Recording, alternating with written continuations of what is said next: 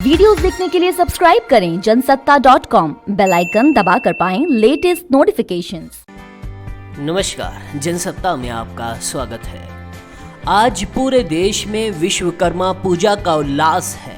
विश्वकर्मा पूजा के दिन देवशिल्पी विश्वकर्मा जी की पूजा विधि विधान से की जाती है। भगवान विश्वकर्मा को संसार का पहला इंजीनियर भी माना जाता है।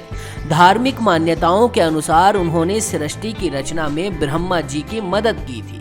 विश्वकर्मा पूजा के अवसर पर औजारों, मशीनों, उपकरणों, कलम दवात जैसी कई चीजों की पूजा की जाती है। भगवान विश्वकर्मा की कृपा से ही बिजनेस में तरक्की और उन्नति मिलती है। आइए जानते हैं आज भगवान विश्वकर्मा की पूजा किस विधि से करनी है ताकि उनकी कृपा प्राप्त हो सके।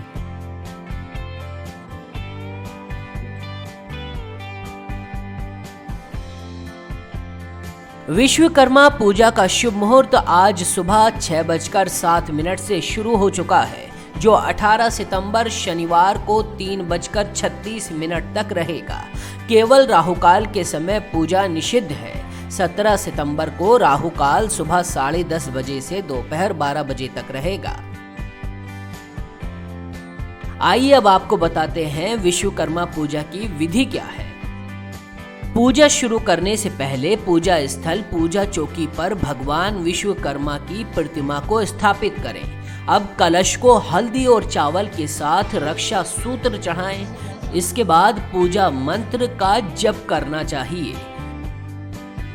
अब जिन चीजों की पूजा करनी है उन पर हल्दी, अक्षत और रोली लगाएं। अब भगवान विश्वकर्मा को अक्षत, फूल, चंदन, धूप, अगरबत्ती, दही, रोली, सुपारी, रक्षा सूत्र, मिठाई, फल अर्पित करें। धूप दीप से आरती करें। ये सारी चीजें उन हथियारों को भी चढ़ाएं जिनकी पूजा करनी है। पूजा के अंत में भगवान विश्वकर्मा को प्रणाम करें और लोगों को प्रसाद बांटें। आइए अब जानते हैं कि विश्वकर्मा की पूजा क्यों की जाती है। भगवान विश्वकर्मा को पौराणिक काल का पहला वास्तुकार माना जाता है। मान्यता है कि हर साल अगर आप घर में रखे हुए लोहे और मशीनों की पूजा करते हैं तो वो जल्दी खराब नहीं होते। मशीनें अच्छी चलती हैं क्योंकि भगवान उन पर अपनी कृपा बनाकर रखते हैं। भारत के कई हिस्सों में विश्वकर्मा जयंती बेहद धूमधाम से मनाई जाती है।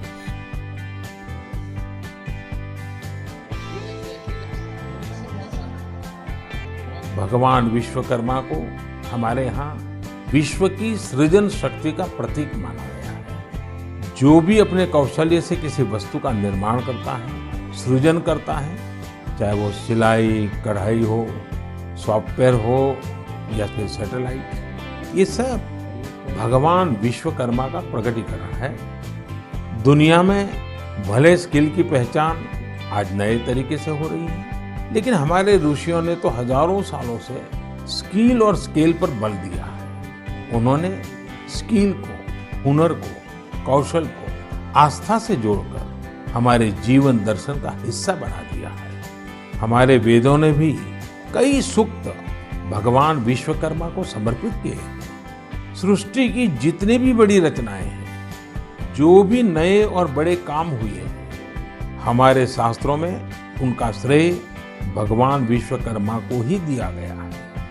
ये एक तरह से इस बात का प्रतीक है कि संसार में जो कुछ भी डेवलपमेंट और इनोवेशन होता है वो स्किल्स के जरिए ही होता है। भगवान विश्वकर्मा की जयंती और उनकी पूजा के पीछे यही भाव है। और हमारे शास्त्रों में ये भी कहा गया है, विश्वम कृतस्नम कर्म व्यापारो यस्य सह विश्वकर्मा, अर्थात जो सृष्टि और निर्माण से जुड़े सभी कर्म करता है वह विश्वकर्मा है। हमारे शास्त्रों की नजर में हमारे आसपास निर्माण और सृजन में जुटे जितने भी स्किल हुनरमंद लोग हैं वो भगवान विश्वकर्मा की विरासत है। इनके बिना हम अपने जीवन की कल्पना भी नहीं कर सकते। आप सोचकर देखिए, आपके घर में बिजली की कुछ दिक्कत आ जाए और आपका कोई इलेक्ट्रिशियन ना मिले तो क्या होगा। आपके सामने कितनी बड़ी परेशानी आ जाएगी।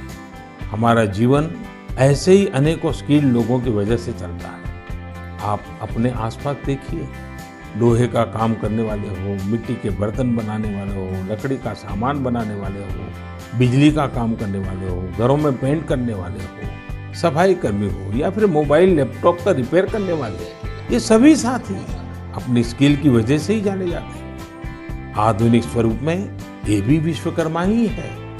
लेकिन साथियों, इसका एक और पहलू भी है और वो कभी कभी चिंता भी कराता है।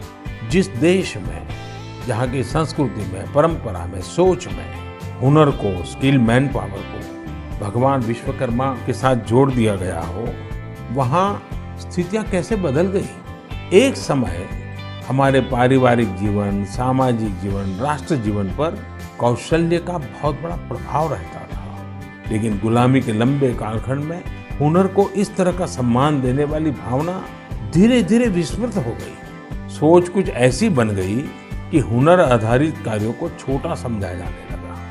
और अब आज देखिए, पूरी दुनिया सबसे ज्यादा हुनर यानी स्किल पर ही बल दे रही है। भगवान विश्वकर्मा की पूजा भी सिर्फ औपचारिकताओं से पूरी नहीं होगी। हमें हुनर को सम्मान देना होगा। हुनरमंद होने के लिए मेहनत करनी होगी। हुनरमंद होने का गर्व होना चाहिए। जब हम कुछ न कुछ नया करें, कुछ इनोवेट करें, कुछ ऐसा सृजित करें जिससे समाज का हित हो, लोगों का जीवन आसान बने, तब हमारी विश्वकर्मा पूजा सार्थक होगी। आज दुनिया में स्किल्ड लोगों के लिए अवसरों की कमी नहीं है। प्रगति के कितने सारे रास्ते आज स्किल्स से तैयार हो रहे हैं। तो आइए इस बार हम भगवान विश्वकर्मा की पूजा पर आस्था के साथ साथ उनके संदेश को भी अपनाने का संकल्प करें। हमारी पूजा का भाव यही होना चाहिए कि हम स्किल के महत्व को समझेंगे और स्किल लोगों को, चाहे वो कोई भी काम करता हो, उन्हें पूरा सम्मान भी देंगे।